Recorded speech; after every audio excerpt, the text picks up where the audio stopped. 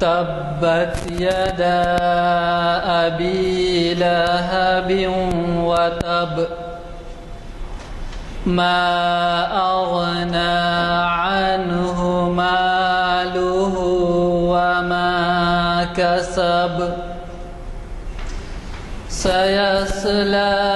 نارا ذات لهب وامرأته حمالة الحطب في جيدها حبل من مسد صدق الله العظيم.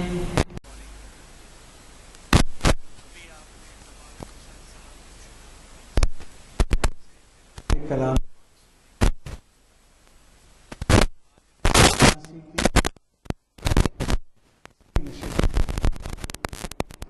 مطابق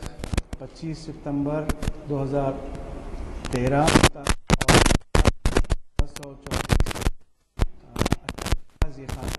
کانفرنس ہال مسجد عالیہ میں منعقد ہو رہی ہے، جس کا عنوان ہے، آج کی نشست کا عنوان اقبال کی 3 نظمیں۔ آج کے مقرر عالی جناب سید امتیاز الدین صاحب ہیں، جو ماہر اقبالیات اور اقبالیات پر گہری نظر رکھتے ہیں، ہمیں پہلے بھی کئی مرتبہ، تو میں گزارش کرتا ہوں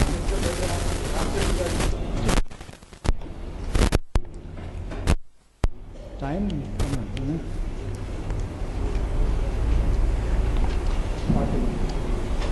اجازت۔ قلم بھی تو تیرا وجود لو بھی تو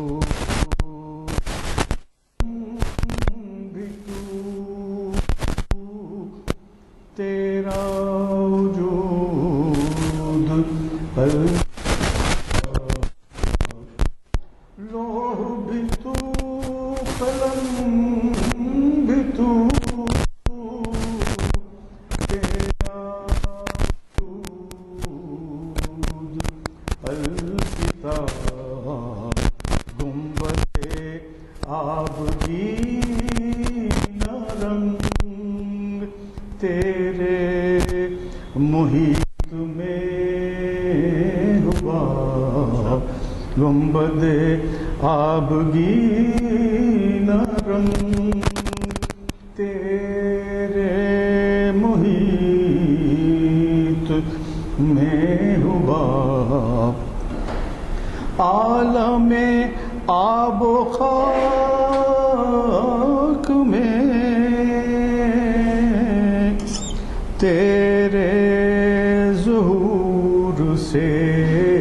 فروغ عالم آب و خاک میں تیرے ظہور سے فروغ ذرہ ریگ کو دیا تو نے طلوع آفتاب ذرہ ریگ کو دیا شوکت سنجر و سلیم تیرے جلال کی نمود شوکت سنجر و سلیم تیرے جلال کی نمود فخر جنید و بایزید تیرا جمال بے نقاب فخر جنید و بایزید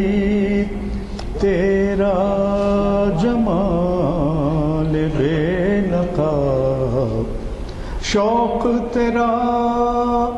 اگر نہ ہو میری نماز کا امام، شوق تیرا اگر نہ ہو میری نماز کا امام، میرا قیام بھی حجاب، میرا سجود بھی حجاب، میرا قیام بھی حجاب، میرا سجود بھی حجاب، تیری نگاہ ناز سے دونوں مراد پا گئے، تیری نگاہ ناز سے دونوں مراد پا گئے، عقل غیاب و جستجو، عشق حضور و اضطراب، لوح بھی تو قلم بھی تو، میری نظر سے اخبارات میں ایک اعلان دیکھنے میں آیا، اور وہ ہے شاعر مشرق علامہ اقبال کے ابدی و آفاقی کلام سے چند اشعار کا گلدستہ، اور اس کی تالیف کردہ ہیں محمود خان صاحب، جو ہمارے درمیان تشریف رکھتے ہیں۔ اخبار میں ان کا ٹیلی فون نمبر بھی تھا، تو میں نے ان سے گزارش کی، اور آپ نے اس میں شاید یہ اعلان کیا تھا کہ اگر کسی کو چاہیے تو اس فون پہ کانٹیکٹ کریں۔ تو اقبال کے قدردانوں میں یہ تقسیم ہونا مجھے مناسب معلوم ہوا، تو میں نے ان سے گزارش کی کہ اگر آپ کچھ ہدیہ بھی لیتے ہیں تو ہماری محفل میں تشریف لائیں، کیونکہ اقبال سے جو دلچسپی رکھتے ہیں اور ان کے کلام سے استفادہ کرتے ہیں، ان کی محفل رہتی ہے۔ تو انہوں نے فوراً جواب دیا کہ میں حاضر ہوں گا وہ کتابیں لے کر۔ آج میں نے ان سے یہ بھی پوچھ لیا کہ آپ تو اپنے گھر کے اوپر بلائے ہیں دینے کے لیے، مگر آپ کو آنے جانے میں چونکہ زحمت ہوئی، اس کا اگر کوئی ہدیہ ہے تو جزاک اللہ۔ انہوں نے کہا کہ اس کی ہدیہ دعائیں ہیں، آپ دعا دیجئے ان کو کہ انہوں نے ایسے کلام کیے۔ یہ کتاب آپ جاتے ہوئے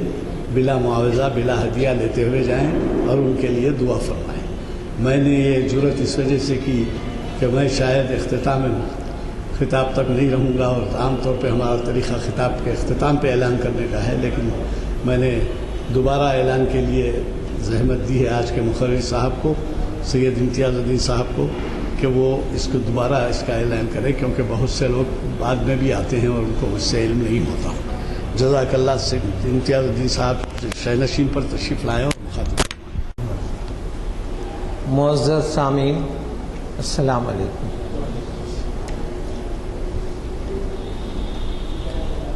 آج کی اس محفل میں جو عنوان دیا گیا ہے وہ اقبال کی 3 نظمیں ہیں، اور یہ کوئی بڑی نظمیں نہیں ہیں، چھوٹی نظمیں ہیں، لیکن ہر نظم کا ربط اور سلسلہ دوسری نظم سے ہے، اور میں سمجھتا ہوں کہ ان 3 نظموں کو ایک ساتھ پڑھا جانا چاہیے۔ چنانچہ میں نے آج ان 3 نظموں کو منتخب کیا ہے، اور یہ اقبال کی بہت ہی شاہکار کتاب بال جبریل سے لی گئی ہیں۔ یہ نظمیں ہیں لینن، فرشتوں کا گیت اور فرمان خدا فرشتوں سے۔ چونکہ ان 3 نظموں کا ایک دوسرے سے باہمی تعلق ہے، اس لیے ان تینوں کو ایک ساتھ جمع کر کے اس کے بارے میں کچھ گفتگو کی جائے گی۔ لینن سے میں سمجھتا ہوں آپ میں سے ہر شخص واقف ہے کہ وہ جو کمیونسٹ رشیا تھا USSR جو اب باقی نہیں رہا، اس کا پہلا صدر تھا۔ اصل میں ہوا یوں تھا کہ کارل مارکس نے جو اشتراکیت کا بانی سمجھا جاتا ہے کتاب لکھی تھی ڈاس کیپٹل، اور جس میں اس نے سرمایہ داری کے خلاف لکھا تھا اور ایک ایسے نظام، معاشی نظام کے لیے گویا پیشنگوئی یا کوشش کی تھی جس میں کوئی غریب نہ ہو اور دولت کی مساوی تقسیم ہو۔ اور ظاہر ہے کہ اس زمانے میں وہ کتاب بھی اتنی مقبول نہیں ہوئی اور کارل مارکس کو بھی ویسی کامیابی نہیں ہوئی، اگرچہ کہ آج بھی اس کا نام نہایت اہم سمجھا جاتا ہے اور کئی لوگ اس کی کتاب کو بہت اہمیت دے کر پڑھتے ہیں، لیکن سب سے زیادہ اثر اس کا لینن پر ہوا۔ لینن کا پورا نام ایلیانوف تھا اور وہ رشیا میں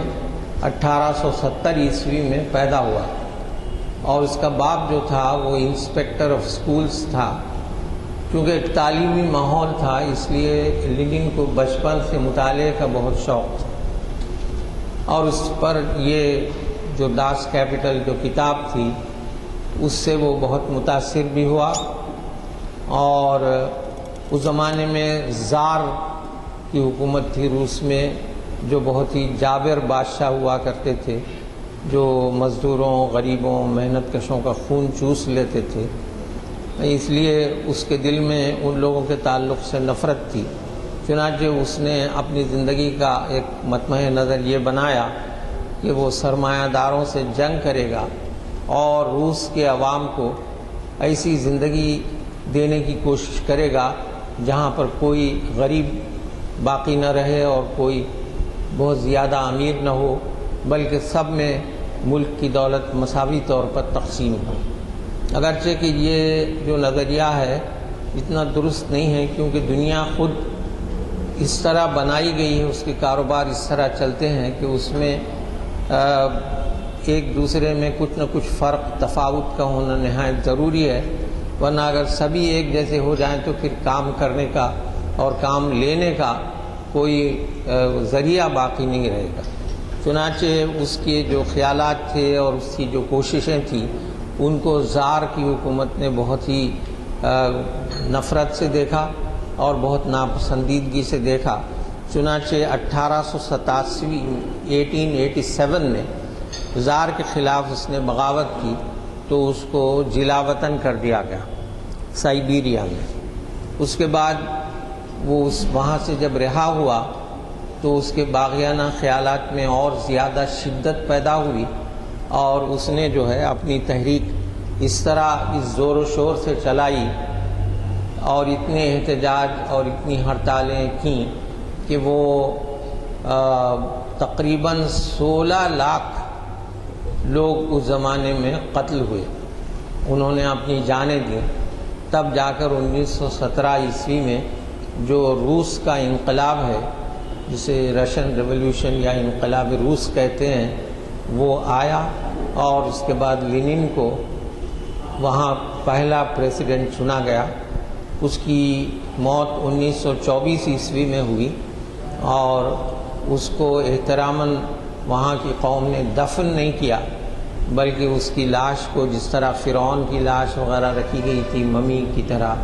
وہ رکھی گئی، اور لوگ اس کا دیدار کرتے ہیں۔ مجھے اب پتہ نہیں کہ اسے دفنا دیا گیا ہے یا ابھی تک اسی طرح محفوظ ہے۔ بہرحال، اور اس نے اس وقت نعرہ دیا تھا کہ دنیا کے محنت کشوں ایک ہو جاؤ، تم کو کچھ کھونا نہیں ہے سوائے اپنی پاؤں کی زنجیروں کے۔ Workers of the world unite, you have nothing to lose but your fetters. Fetters بولتے ہیں زنجیروں۔ تو یہ گویا ایک آزادی کا نعرہ اس نے دیا اور ایک ایسے معاشی نظام کا خواب دیکھا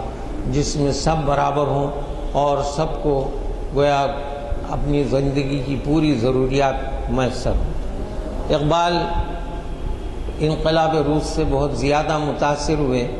کیونکہ وہ یہ جانتے تھے کہ دولت کی غیر مساویانہ تقسیم کی وجہ سے دنیا میں بہت زیادہ گویا شر پھیلتا ہے اور محنت کشوں، مزدوروں اور غریبوں کی زندگی بہت زیادہ متاثر ہوتی ہے۔ چنانچہ انہوں نے جو خضر راہ نظم لکھی تھی اس میں بھی اس کا ذکر کیا تھا کہ نغمہ بیداری جمہور ہے سامان عیش، قصہ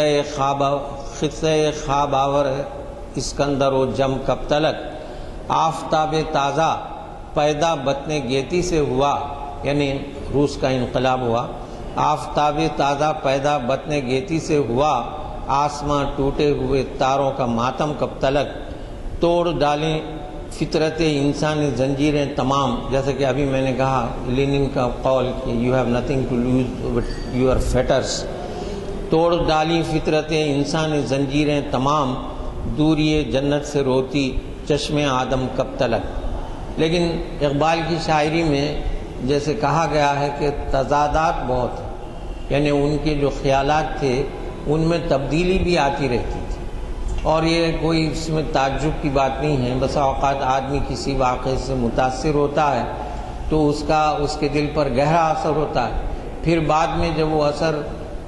اور زیادہ اسٹڈی کے بعد ختم ہوتا ہے تو وہ اپنے خیالات کو رد بھی کرتا ہے۔ چنانچہ اقبال بھی ابتدا میں کمیونزم سے بہت متاثر ہوئے تھے، لیکن بعد میں انہوں نے کمیونزم پر سخت تنقیدیں بھی کی،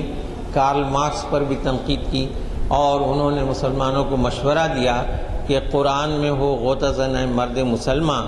اللہ کرے تجھ کو عطا جدت کردار، جو حرف قل العفو میں پوشیدہ ہے اب تک، اس دور میں شاید وہ حقیقت ہو نمودار۔ تو یہ جو اقبال کی 3 نظمیں ہیں یہ اس وقت کی ہیں جبکہ اقبال گویا کمیونزم سے بہت زیادہ متاثر تھے اور انہوں نے یہ نظمیں کہیں۔ تو لینن جو پہلی نظم ہے وہ لینن کے بارے میں ہے، اور خدا کے حضور میں گویا لینن پیش ہوتا ہے۔ یہ جیسا کہ آپ جانتے ہیں کہ کمیونسٹ لوگ خدا کو تو مانتے نہیں اور ملحد اور دہریے ہوتے ہیں، تو لینن بھی خدا کا منکر تھا اور بالکل دہریہ تھا اور خدا کو مانتا ہی نہیں تھا۔ تو اقبال نے اس میں ایک تصوراتی یا ایک تخیلاتی پیکر میں لینن کو پیش کیا ہے کہ وہ مرنے کے بعد خدا کے حضور میں حاضر ہوتا ہے، اور جب اپنی آنکھوں سے ساری باتیں دیکھ لیتا ہے کہ اللہ ہے اور وہ حی و قیوم ہے اور سب کچھ اسی کے حکم سے گویا دنیا پوری کائنات اسی کے حکم سے چلتی ہے، تو وہ نادم ہوتا ہے اور خدا کے سامنے ندامت کے ساتھ اپنی باتیں عرض کرتا ہے۔ تو یہ نظم اس انداز سے لکھی گئی ہے کہ خدا کے سامنے لینن کھڑا ہوا ہے اور نہایت شرمندہ ہے، لیکن اسے بھی کچھ خدا کے سامنے عرض کرنا ہے کہ جو ناانصافیاں وہ دنیا میں دیکھ کر آیا ہے، وہ خدا سے سوال کرتا ہے کہ تیری ایسی طاقت اور ایسی قدرت کے باوجود جو ہر چیز کو گھیرے ہوئے ہے اور ہر چیز پر حاوی ہے، اس کے باوجود بھی ظلم اور ناانصافی دنیا میں کیوں ہوتی ہے؟ تو یہ نظم اس طرح شروع ہوتی ہے کہ لینن خدا کے حضور میں۔ انفس و آفاق، انفس بولتے ہیں نفس کی جمع ہے کہ بنی آدم یعنی مین کائنڈ، اور آفاق تو بولتے ہیں کائنات کو۔ تو اے انفس و آفاق میں پیدا تیرے آیات، آیات بولتے ہیں اللہ کی نشانی کو، جیسے قرآن شریف کی ہر آیت اپنی جگہ اللہ کی نشانی ہے، یہ زمین بھی اللہ کی نشانی ہے، آیت اللہ ہے۔ تو اس طرح گویا جو کچھ بھی دنیا میں ہے جسے ہم دیکھتے ہیں وہ آیت ہے اللہ کی طرف سے، سورج، چاند۔ تو کوئی آدمی آیت بنا نہیں سکتا، یہ ہو سکتا ہے کہ اللہ کی پیدا کی ہوئی آیت سے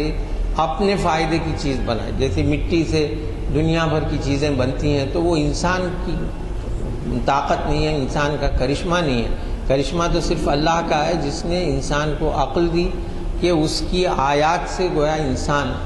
بناتا ہے۔ تو ہر چیز جو کائنات میں ہے وہ اللہ کی قدرت سے پیدا ہوئی ہے اور آیت اللہ ہے۔ تو یہ کہتا ہے کہ اے انفس و آفاق میں پیدا تیرے آیات، حق یہ ہے کہ ہے زندہ و پائندہ تیری ذات، کہ یا حی یا قیوم جیسا ہم کہتے ہیں کہ تیری ہی ذات ہے جو زندہ بھی ہے اور پائندہ بھی ہے اور ہمیشہ ہمیشہ کے لیے رہنے والی ذات ہے، اور انسان تو محض اللہ کی پیدا کی ہوئی ایک آیت ہے، ایک تخلیق ہے انسان۔ میں کیسے سمجھتا کہ تو ہے یا کہ نہیں ہے، وہ یہاں پر اپنے الہاد کی ریزننگ، اس کی وجہ بتا رہا ہے کہ میں کیسے سمجھتا کہ تو ہے یا کہ نہیں ہے، ہر دم متغیر تھے خرد کے نظریات۔ یہ یعنی میری عقل جو ہے وہ جیسے جیسے کسی چیز کو دیکھتی تھی تو میرے نظریات میں تبدیلی آتی تھی، کیونکہ اللہ کو جو ہے ایمان بالغیب سے پہچاننا، یعنی یہ کہ وہ اللہ کو دیکھ کر پہچاننے میں وہ ایمان نہیں، اسی لیے نزع کا عالم ہو جائے تو پھر توبہ قبول نہیں ہوتی، کیونکہ آثار ظاہر ہونے لگتے۔ تو زندگی میں گویا اللہ تعالیٰ کو پہچاننا وہ ایمان ہے، ایمان بالغیب۔ تو یہ کہتا، لیکن یہ لوگ جو تھے وہ اپنی عقل سے، اپنی کتابوں سے، اپنے علم سے خدا کو پہچاننا چاہتے تھے، لیکن ہر دم ان کے خیالات میں تبدیلی آ رہی تھی، اس لیے وہ گویا کہتا ہے لینن کہ میں تجھے کیسے سمجھ سکتا تھا جبکہ میری عقل ہر دم بدلتی جاتی تھی، میں کیسے سمجھتا کہ تو ہے یا کہ نہیں ہے، ہر دم متغیر تھے خرد کے نظریات، محرم نہیں فطرت کے سرود ازلی سے، بینائے کواکب ہو کے دانائے نباتات۔ یہ کہہ رہے ہیں کہ محرم نہیں فطرت کے سرود ازلی سے، سرود ازلی یعنی حقائق و معارف، اللہ تعالیٰ کے جو حقائق ہیں، اس کی پہچان جو ہے، اس کے حقائق و معارف جو ہیں وہ فطرت کے سرود ازلی کہلاتے ہیں، اور وہ ایسے لوگوں سے پہچانے نہیں جاتے جو بینائے کواکب ہو کے دانائے نباتات۔ کواکب بولتے ہیں ستاروں کو، کوکب بولتے ہیں ستارہ، کواکب ستارے۔ تو بینائے کواکب جو آدمی کے ایسٹرالوجر ہو، سائنٹسٹ ہو، یا گویا نباتات سے، باٹنی سے واقف ہو، بڑا سائنٹسٹ ہو، وہ ان باتوں کو سمجھ نہیں سکتا کہ جو فطرت کے سرود ازلی جو اللہ کے حقائق و معارف ہیں وہ ان کو سمجھ نہیں سکتا، وہ اپنے سائنس کی عینک سے دیکھتا ہے اور اس کو کچھ دکھائی نہیں دیتا۔ آج آنکھ نے دیکھا تو وہ عالم ہوا ثابت، یعنی مرنے کے بعد جب خدا کے حضور میں پیش ہوا تو وہ عالم ہوا ثابت، میں جس کو سمجھتا تھا کلیسا کے خرافات، چونکہ ظاہر ہے اس کا اوریجن کرسچینٹی تھا، تو جو کچھ چرچ میں بتایا جاتا تھا کہ خدا ہے، یہ ہے، تو میں اس کو خرافات سمجھتا تھا۔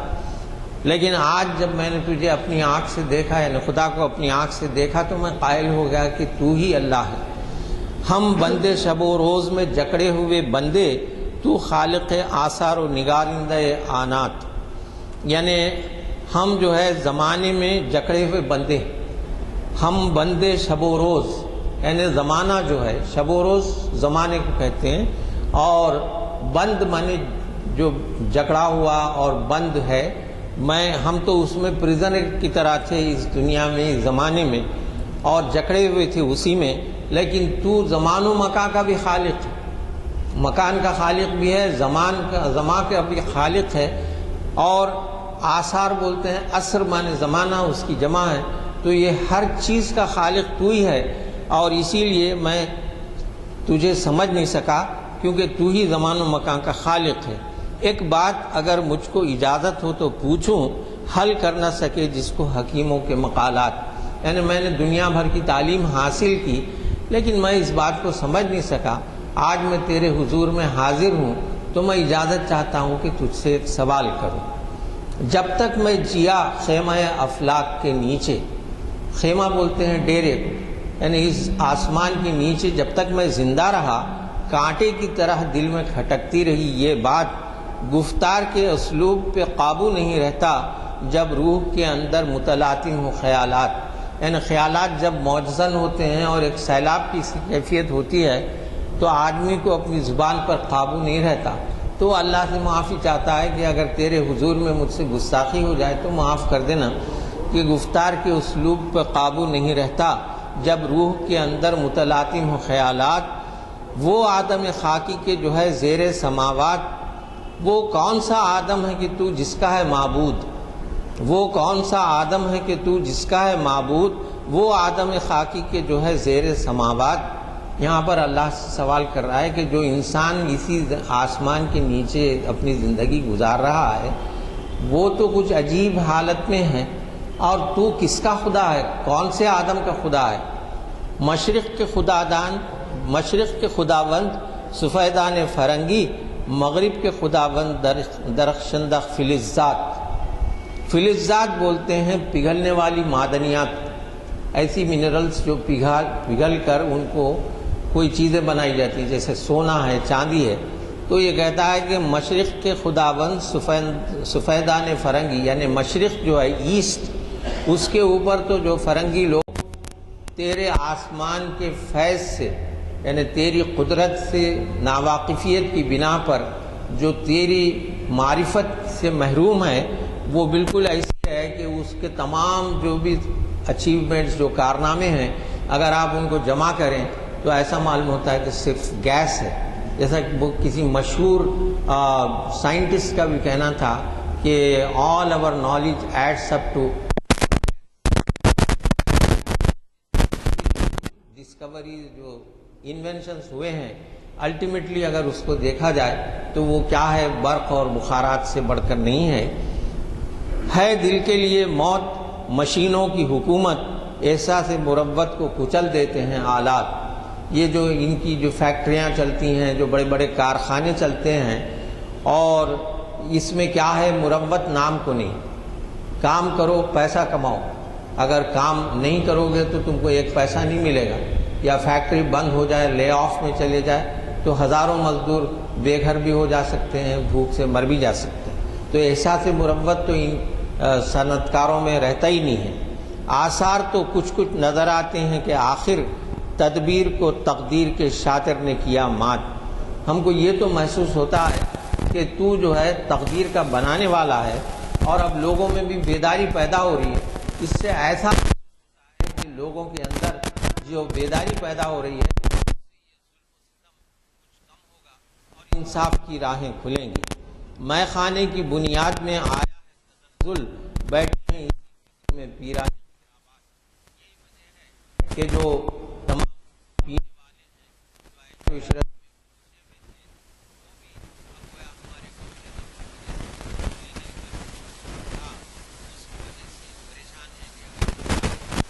محنت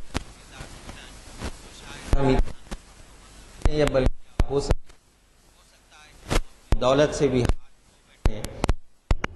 چہروں پہ جو سرخی نظر آتی ہے سرے شام، یا غازہ ہے یا ساغر و مینا کی کرامات۔ اگر آپ دیکھیں تو پینے والوں کے چہرے پہ بھی بہت زیادہ پینے کے بعد ان کا چہرہ سرخ ہو جاتا ہے۔ وہ گویا شراب کی تندی کی وجہ سے، شراب کی زیادتی کی وجہ سے چہرے پہ گویا دوران خون بڑھ کر سرخ ہو جاتا ہے۔ یا پھر ایسے لوگ ہیں جو اپنے اوپر اتنا میک اپ کر لیتے ہیں کہ وہ سرخی پیدا ہو جاتی ہے۔ اب جو سرخی ان لوگوں کے چہرے پہ شام کے وقت دکھائی دے رہی ہے تو یہ کوئی اندر سے صحت کی، خون کی سرخی نہیں ہے، بلکہ شراب کی کثرت کی وجہ سے، یا پھر ان کے تفکرات کی وجہ سے، یا پھر ان کے جو میک اپ کیے ہوئے پھرتے ہیں اس کی وجہ سے ان پہ سرخی نظر آتی ہے۔ تو قادر و عادل ہے مگر تیرے جہاں میں ہیں تلخ بہت بندہ مزدور کے اوقات۔ تو آخر میں وہ گیا مان لیتا ہے کہ تو قادر مطلق یقیناً ہے، لیکن دنیا میں جو مزدور کی زندگی ہے وہ نہایت تلخ ہے، اس کے جو اوقات ہیں وہ بھی بہت، کیونکہ 8 گھنٹے کا جو نکلا وہ بہت بعد میں نکلا، ورنہ پہلے تو بس کرتے ہی رہو یہاں تک کہ تھک کے گر جاؤ، ایسے اوقات مقرر نہیں تھے۔ کب ڈوبے گا سرمایہ پرستی کا سفینہ، دنیا ہے تیری منتظر روز مکافات۔ مکافات بولتے ہیں سزا کو، روز مکافات قیامت کا دن۔ تو آخر میں گویا وہ پوچھتا ہے اللہ سے کہ یہ سرمایہ پرستی کا جو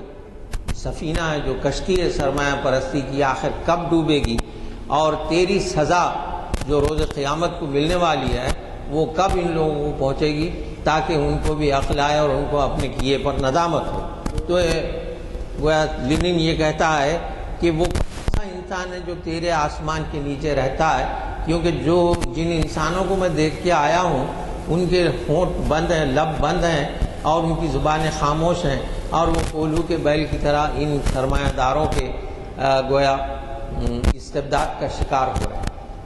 تو یہ یہاں پر آ کر یہ نظم ختم ہو جاتی ہے۔ اقبال نے اس نظم کا کوئی نتیجہ نہیں نکالا، لیکن اس کے بعد کی جو نظم ہے وہ فرشتوں کا گیت ہے۔ فرشتوں کا گیت یہ ہے کہ گویا فرشتے بھی لینن کی آواز کو، لینن کے دکھڑے کو سن رہے تھے، چنانچہ فرشتوں کا گیت یہ ہے کہ وہ بھی گویا لینن کی تائید میں خدا کے حضور میں کچھ کہتے ہیں۔ تو فرشتوں کا گیت جو ہے وہ عقل ہے بے زمام ابھی، عشق ہے بے مقام ابھی۔ زمام بولتے ہیں لگام کو، تو عقل جو ہے اس کو کوئی لگام ہی نہیں ہے، یہ جدھر وہ گویا بے سمت چل رہی ہے۔ عقل ہے بے زمام ابھی، عشق ہے بے مقام ابھی، یعنی تیرے سے جو محبت ہونی چاہیے بندوں کو وہ ابھی ہوئی نہیں ہے۔ نقش گرے ازل تیرا نقش ہے ناتمام ابھی۔ تو نقش گرے ازل تو اللہ ہے کہ ہر نقش کو اللہ ہی نے بنایا ہے، اور آدم کو جو بنایا اللہ نے اشرف المخلوقات بنایا، اور یہ فرمایا کہ یہ زمین پر میرا خلیفہ ہے، اور فرشتوں سے اس کو سجدہ کروایا۔ اس وقت بھی فرشتوں نے کہا تھا کہ یہ آدم جا کر وہاں پر لڑائی جھگڑے کرے گا، ہم تیری عبادت میں ہمیشہ لگے ہوئے رہتے ہیں۔ وہ خاموش التجا تھی کہ ہم کو یہ چانس دیا جائے بجائے آدم کے، لیکن اللہ نے کہا کہ میں جو جانتا ہوں وہ تم نہیں جانتے۔ تو اب فرشتے کہتے ہیں کہ اے اللہ، اے نقش گرے ازل کہ تو نے جس آدم کو بنایا وہ ابھی ناتمام ہے، وہ ابھی ان توقعات تک نہیں پہنچا جو تو نے اس سے وابستہ کی تھی۔ خلق خدا کی ہاتھ میں زند و فقیر و میر و پیر، یعنی دنیا کی جو آبادی ہے، جتنے بھی یعنی شرابی ہو یا مذہب کا بڑا عالم ہو، کوئی نواب ہو، بادشاہ ہو، اور کوئی ضعیف آدمی ہو، سب جو ہے وہ خلق خدا کی گھات میں لگے ہوئے، ان کا شکار کس طرح کیا جائے۔ تیرے جہاں میں ہے وہی گردش صبح و شام ابھی، یعنی ابھی بھی تیری دنیا میں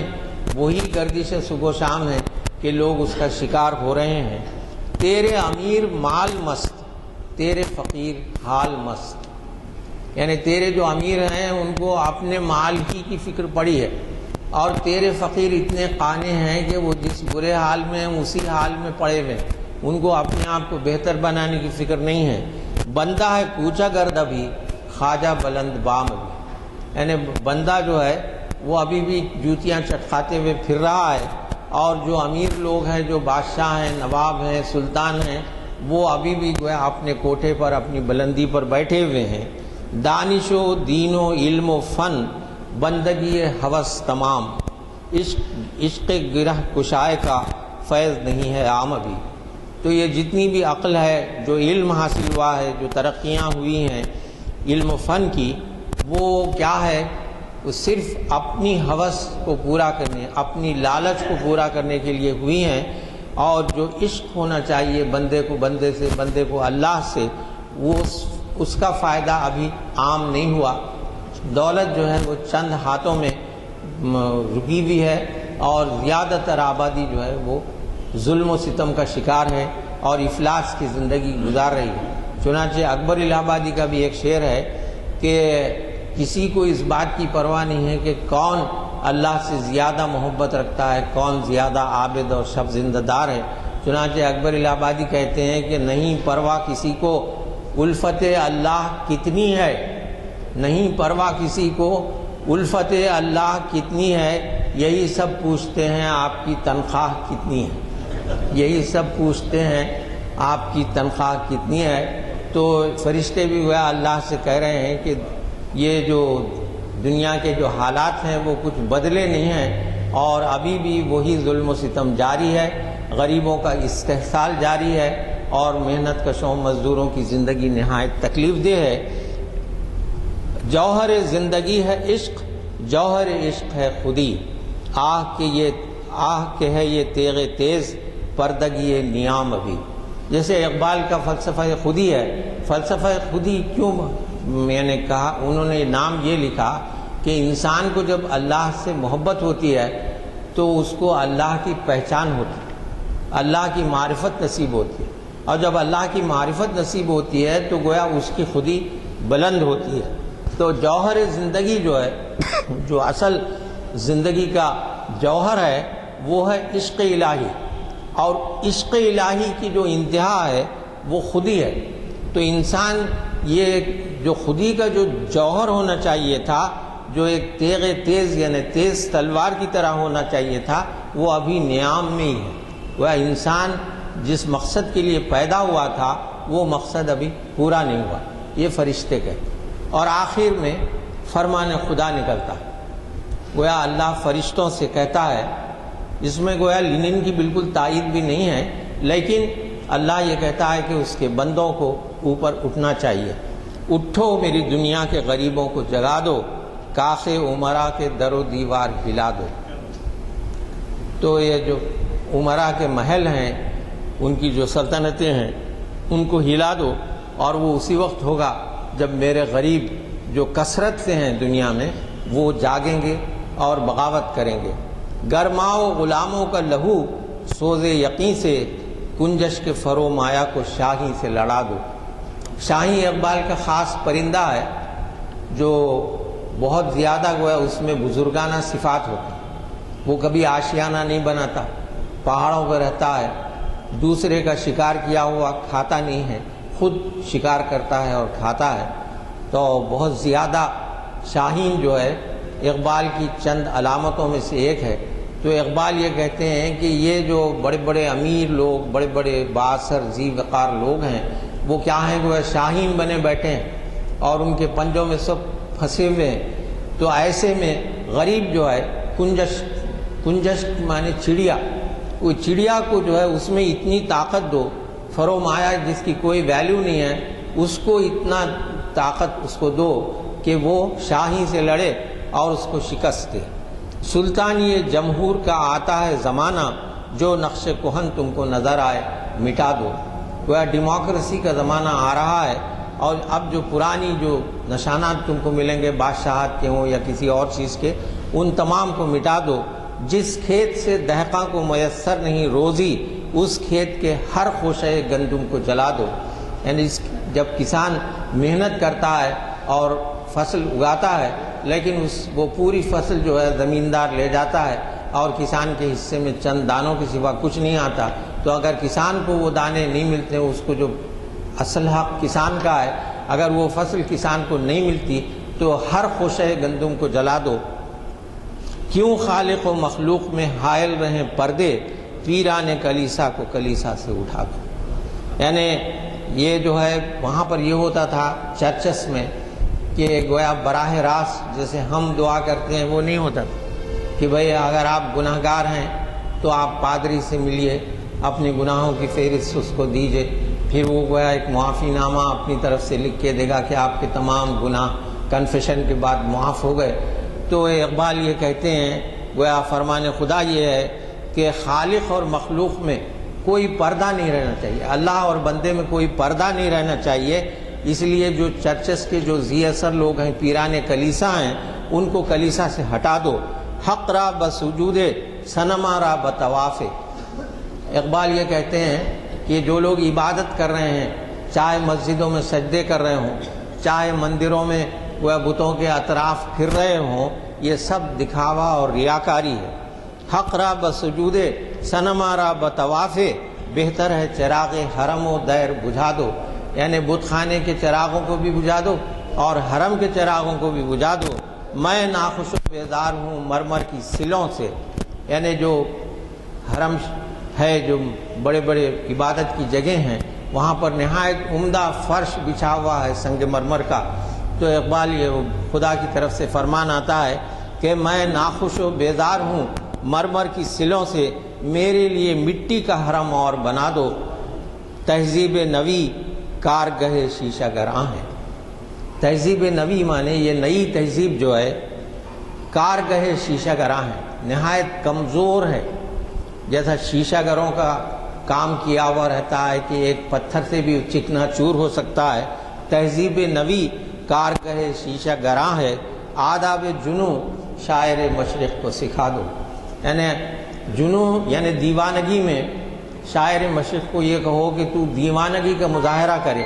اور اس طرح پتھر اٹھا کے پھینکے کہ یہ جو نئی تہذیب کی شیشہ گری ہے یہ ٹوٹ پھوٹ کر چکنا چور ہو جائے اور وہ پھر سے گویا اللہ کا پیام لوگوں تک پہنچائے. تو یہ 3 نظمیں ہیں، لینن، اس کے بعد فرشتوں کا گیت، اور یہ نظم جو میں نے اب پڑھی آپ کے سامنے فرمان خدا فرشتوں سے، یہ ایک دوسرے سے مربوط نظمیں ہیں اور ایسی نظمیں لوگوں نے کم کہی ہیں. میں سمجھتا ہوں اقبال میں شکوہ جواب شکوہ ایسی نظمیں ہیں جو آپس میں ملی ہوئی ہیں، لیکن یہ جو نظم ہے اس لیے ان تینوں نظموں کو ایک ساتھ پڑھنے سے بات سمجھ میں آئی. اس کا اندازہ آپ کو ہوا ہوگا کہ میں نے اپنی مصروفیت جو بتائی تھی اس کو ملتوی کرنا پڑا اور محفل سے جانے کی ہمت نہیں ہوئی مجھے. یہ کتابیں تقسیم کر، یہ ابھی آپ کا اعلان کیا گیا تھا کہ محمود خان صاحب یہاں تشریف فرما ہیں. آپ سب کی جانب سے ایک میری تعریف بھی ان کی خدمت میں پیش ہے. یہ کتابیں تقسیم کر دو بابا، یہ دیکھو یہ تقسیم کرو، یہ کتابیں تقسیم کرو. یہ اللہم صلی علی سیدنا و مولانا محمد وعلی آل سیدنا و مولانا محمد وبارک وسلم. ربنا آتنا فی الدنیا حسنۃ وفی الآخرۃ حسنۃ وقنا عذاب النار. ربنا اغفر لی ولوالدی وللمؤمنین یوم یقوم الحساب. یا اللہ ہم سب کو نیک توفیق عطا فرما، ہم کو صرف سننے کی حد تک محدود مت رکھیے بلکہ عمل کی توفیق عطا فرمائیے، اور جناب محمود خان صاحب کو اس کار خیر کے لیے اجر عظیم عطا فرمائیے، کیونکہ اچھی بات کو دوسروں تک پہنچانا سنت سے بھی ثابت ہے کہ جس طرح رسول اکرم صلی اللہ علیہ وسلم کا ارشاد ہے بلغوا عنی ولو آیہ، او کما قال رسول اللہ صلی اللہ علیہ وسلم کہ میری بات پہنچاؤ چاہے وہ ایک ہی آیت کیوں نہ ہو. تو یہ خیر اقبال کا کلام ہے، تو یہ گویا ایسا کوئی دینی درجہ نہیں رکھتی، لیکن دین کی باتیں ہیں، اور چونکہ خود اقبال قرآن شریف سے فائدہ اٹھا کر انہوں نے اپنا کلام لکھا ہے، تو یہ بھی بہت عمدہ کلام ہے، اور اس کو لوگوں تک پہنچانا اور اس کی تلخیص کر کے گویا بجائے طویل نظموں کے چند اشعار کو پیش کرنا بہت ضروری ہے، تاکہ وقتاً فوقتاً ہم ضرورتاً بھی کسی شعر کو دیکھ سکتے ہیں، اس سے فائدہ اٹھا سکتے ہیں. اللہ ہم سب کو نیک توفیق عطا فرمائے، اور یزدانی صاحب کو بھی. ورنہ میرا حال یہ ہے کہ میں اخبار بمشکل تھوڑا سا ادھر ادھر سے دیکھتا ہوں اور کئی خبریں نظروں سے گزرتی ہیں لیکن کوئی اثر نہیں چھوڑتی، لیکن وہ ہر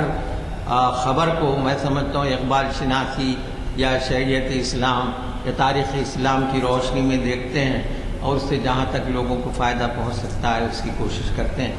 تو اس اجر میں وہ بھی شریک ہیں ہم سب. وصلی اللہ تعالی علی خیر خلقہ سیدنا و مولانا شفیعنا و نبینا و حبیبنا محمد و آلہ و اصحابہ و ازواجہ و ذریاتہ و اہل بیتہ اجمعین وسلم تسلیما کثیرا کثیرا.